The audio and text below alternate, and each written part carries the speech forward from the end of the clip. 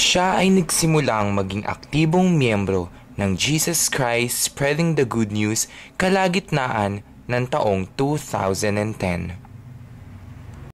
Isang masiyahin at tunay na papagmahal na ina, yan ang ating unang kapatid na magbibigay ng kanyang testimonya.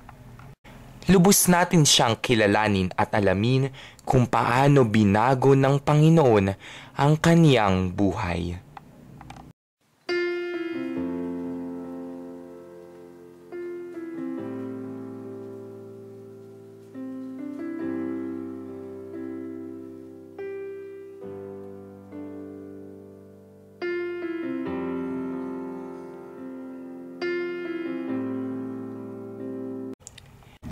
Sa walang sawang pangungulit ni Pastor Teddy Macalagay Jr., nabuksan ang kaniyang isipan sa liwanag na dala ng ating Panginoong Hesukristo. Search me, O God, and know my heart.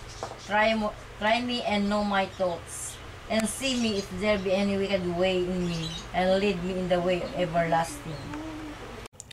Siya ay aktibo sa gawain ng mga kababaihan tuwing Sabado ng gabi at siya na rin ang kasakasama ng ating mga pastor tuwing sila ay dadalo ng mga seminar.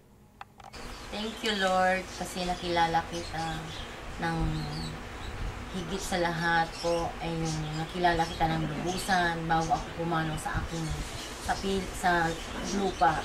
Kasi po, gusto ko po, bago ako umalis sa mundong ibabaw na iyong nilikha ay makaakay ako ng mga kaluluwang hindi pa sa iyo nakakakilala, Lord. Thank you, Father God, at naririto ako sa iyo para magsilbi o mag-disciples para sa mga kaluluwang hindi pa nakakakilala ng lubusan sa iyo, O God. Siya ay walang iba kundi ang ating kapatid sa Panginoon, kapatid na Monina Monique Basister.